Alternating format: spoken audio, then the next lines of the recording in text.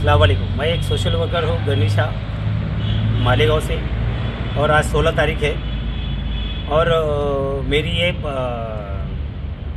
इस मीडिया के माध्यम से मंत्रालय में महाराष्ट्र शासन को ये गुजारिश है और विनंती है कि जो मालेगांव में एसआईटी है ये अब अच्छा काम कर रही है, लेकिन कुछ तंजीमें हैं कि इनको ऐसा लगता है कि मालेगांव शहर में एटीएस का भी पता आना चाहिए, जो कि एसआईटी के साथ में रहकर मालेगांव शहर में जो बांग्लादेशी है और रोहिंग्या मुसलमान है इनको वो पकड़ सके।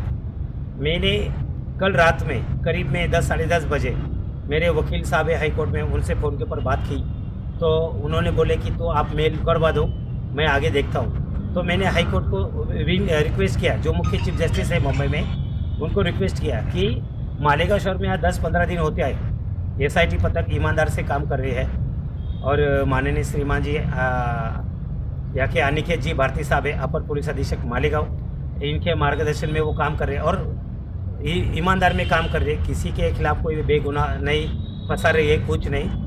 जब 10-15 दिन में कोई बांग्लादेशी सपड़ा नहीं है तो फिर एटीएस भेजने का कोई काम ही नहीं है। यदि अगर 10-15 दिन में 2-4 अगर बांग्लादेशी या रोहिंग्या मुसलमान सपड़ते तो जो कि किरीट सोम्या जी ने जो आरोप लगाए थे, तो चलो मानो कि उन्होंने जो आरोप लगाए थे वो अपन सच माने होते और फिर सरकार को भी लगा होता कि नहीं अभी एटीएस को भी भेजना चाहिए। लेकिन आज 10-15 दिन में यहाँ तक कि सब पर मुख्यमंत्री साहब को भी मालूम है कि मालेगांव शहर में ऐसे कोई बांग्लादेशी और रोहिंग्या मुसलमान कुछ सपड़े नहीं है।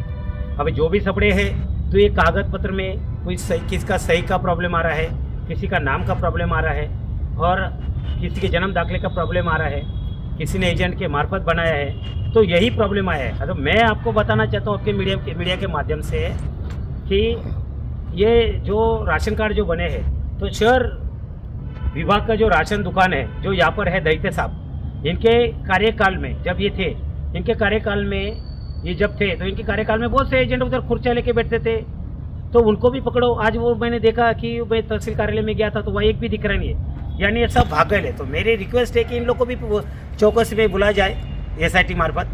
इन्होंने कितने रेशन कार्ड बनाए, क्या बनाए, किस किस व्यक्ति को दिए, और इतना तो मेरे को पता है कि केसरी कार्ड होने के बावजूद भी वो केसरी कार्ड खराब हो गया, लेकिन पीला कार्ड दिया गया। वो कार्ड के ऊपर कार्ड गाड़ झालं, फाटलं, जळालं, ऐसा सिक्का मारकर वो पीला कार्ड दिया गया। लेकिन केसरी कार्ड का जो है रजिस्टर में केसरी कार्ड ही नाम है। ये जो एजेंट थे, एजेंट को तो खोले थे इधर शहर वाहतूक में बैठने के लिए, जो राशन दुकान इनको बैठने के लिए खोले दिए थे। ये दैत्य साहब भी जानते हैं, दैत्य साहब के ज़माने में बहुत राशन कार्ड बने। वो मेरी रिक्वेस्ट है महाराष्ट्र सरकार से कि दैत्य साहब को भी चौकसी में लिया जाए एसआईटी पथक मार्फत। इनके जो ये चिल्ले पिल्ले थे, जो ये खासगी एजेंट थे, इनको भी लिया जाए। उसके बाद में अभी हमने 3 दिन मुद्दत खत्म होते तहसीलदार देवरे साहब और नायब तहसीलदार धारणकर, इनको भी ताबे में लिया जाए। अगर कोई दाखला बना रहा है, जो पेपर लाके दे रहा है तहसील कार्यालय में, और तहसील कार्यालय में से वो दाखला निकल रहा है, तो अधिकारी का काम है वो पेपर सही है या गलत है ये पूरा वेरीफाई करना। क्यों अधिकारी थम्स देते हैं, क्यों दाखला बन जाता है, सब बनने के बाद में सिर्फ महाराष्ट्र सरकार इनको निलंबन करके घर पे भेज देती है और आधा पगार आराम के साथ देती है, तो ये गलत है। इनको भी अटक होना चाहिए। हमने 3 दिन का टाइम तहसीलदार साहब को दिया है। अगर 3 दिन में अगर तहसीलदार साहब ने अगर कार्रवाई नहीं की तो खुदा की कसम गनी भाई बात कर रहा है, तहसील कार्यालय के सामने पेट्रोल डाल के जलूंगा और मेरी मौत की जवाबदारी तहसीलदार साहब की रहेगी, किरीट सोम्या साहब की रहेगी, मुख्यमंत्री साहब की रहेगी, और जो तहसीलदार है अभी उनकी भी रहेंगी, और देवरे तहसीलदार साहब की भी रहेंगी, और वो दहीते जो है नायब तहसीलदार धारणकर, इनके भी रहेंगी, और उनके साथ में जो चिल्ले पिल्ले 3 थे, चिल्ले पिल्ले यानी कारकुन, उनकी जवाबदार रहेंगे। मेरा कहना है अगर तुम निलंबन करके क्या करोगे, निलंबन करके क्या बताना चाहते हो जनता को कि हमने निलंबन कर दें, निलंबन करके फायदा नहीं, इनको अटक करो। इन्होंने क्या क्या चारा घोटाला किया है वो जनता के सामने आने दो। जैसा कोई बेगुनाह को जब अटक होती है तो उसने क्या किया है क्या नहीं किया वो आप अदालत में बताते, पकड़ो इनको भी, इन्होंने भी क्या चारा। आप देखो, मेरा कहना एक है, मुख्यमंत्री साहब को, देवेंद्र फडणवीस साहब को रात में मेरा बात होगा उनके सचिव और पीएस साहब से फ़ोन के ऊपर, आपको मैं रिकॉर्डिंग डालूंगा। मेरा कहना है कि देवेंद्र फडणवीस साहब को कि आपने जो एसआईटी पथक भेजे मुझे बहुत अच्छा लगा। पथक ने सबसे पहले इनको टारगेट किया, तहसीलदार नायब तहसीलदार को। ये भाई वो उसमें साबित हो गए कि इन्होंने कुछ अभी प्रॉब्लम किया, इसलिए वो निलंबन हुए ना। वो तो क्लास वन अधिकारी, वो क्यों निलंबन होते। अगर उन्होंने गलती नहीं करते तो निलंबन नहीं करती ना प्रशासन। गलती करे इसलिए निलंबन करे, तो उनको भी अटक करो, गलती कर दो। इन्होंने सरकार, मेरे को भी थोड़ा कायदा समझता है, बाबा साहब अम्बेडकर साहब का संविधान भी मैंने पढ़ा है, इसलिए थोड़ा कायदा मेरे को भी समझता है। सरकारी काम में इन्होंने शासकीय काम में अड़थड़ा लायल है, शासकीय काम में इन्होंने हड़गर्जीपना करे है और शासन को इन्होंने फंसाए।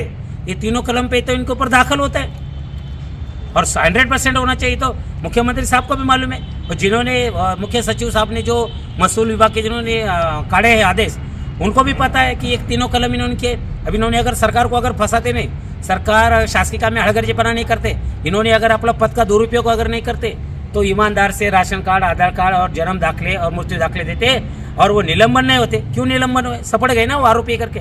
मेरी मुख्यमंत्री साहब से नम्र विनती, मैंने 3 दिन का टाइम दिया था, 3 दिन खत्म होता है। कल है संडे, कल है मंडे और आज है संडे। मंडे के अंदर दूसरे कहीं लफड़ा नहीं होना चाहिए मालेगांव में, और मैं मेरे जान का कुछ कम ज़्यादा नहीं करना चाहिए।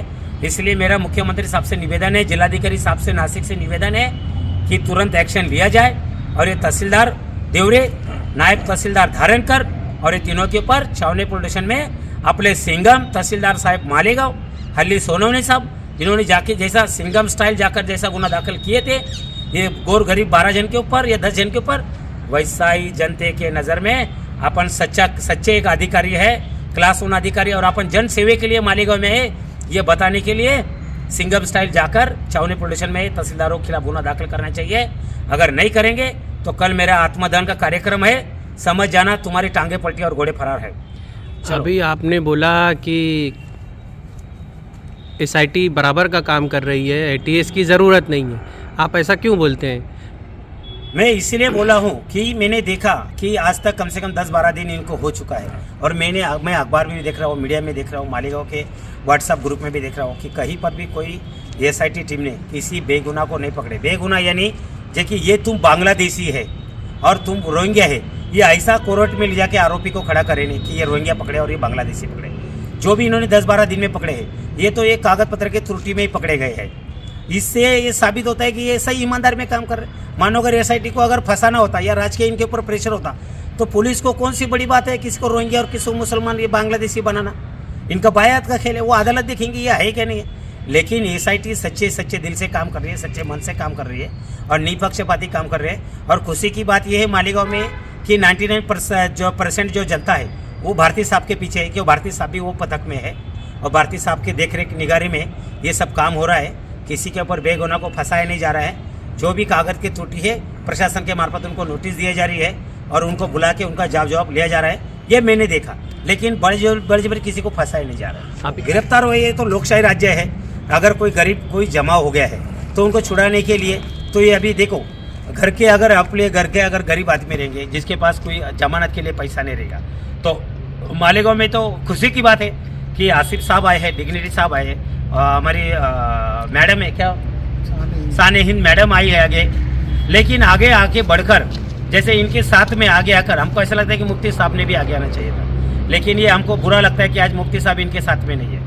लेकिन फिर भी खुशी की बात है कि हमारे आसिफ साहब है, हमारे डिग्निटी साहब है, साने हिंद बहन है हमारी, जो कि खांधे को खांधा लगाकर इन लोगों के पूरे परिवार को मिल रहे हैं। जिनको भी नोटिस आ रही है वो इनके ऑफिस पे जा रहे हैं, उनको समझा के बता रहे हैं फलाना ने ये कागज पत्र आप ऑफिस में ले जाके दो।